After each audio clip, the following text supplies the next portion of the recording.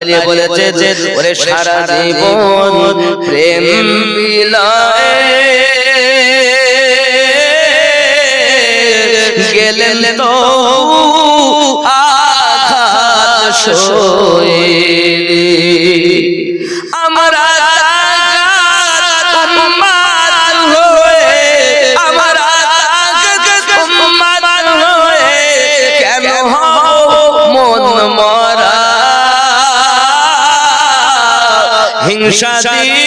হিংসুকের মন ওগো যায় না জয় করা। নবী সারা জীবন প্রেম বন্টন করেছেন, তারপরও আঘাত হয়ে গেছেন। বেলাল রাদিয়াল্লাহু তাআলা নূর প্রতি আঘাত হয়ে গেল। আর শুধু এতটুকুতে সমাপ্ত করিনি বন্ধু, ও আমার বাবাজিরা, গলায় তাই রশি বেঁধে দিয়েছে।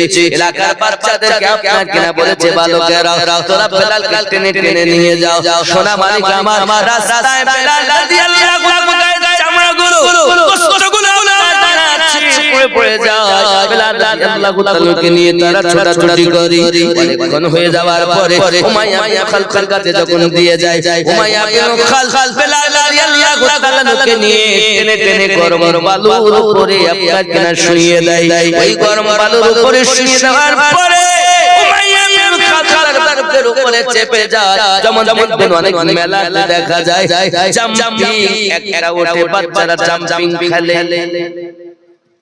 আছে না দেখেন না জাম্পিং, ঠিক ঠিক ওইরকম উমাইয়া বিন খাল বেলাল রাদিয়াল্লাহু তাআলা বুকের উপরে উঠে জাম্পিং করছে।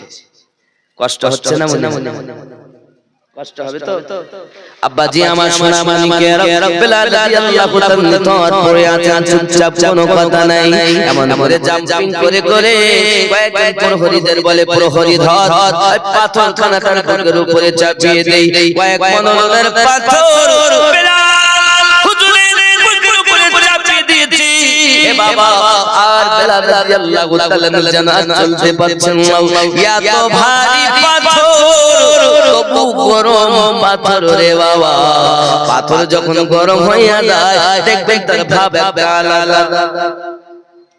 আস্তে আস্তে গরম পাথরে হাত দিবেন সোনা মানিক আমার, যদি গরম হয় পাথরে দাঁড়ানো থাকা সম্ভব নয়। ওই পাথর বুকের উপরে বেলাল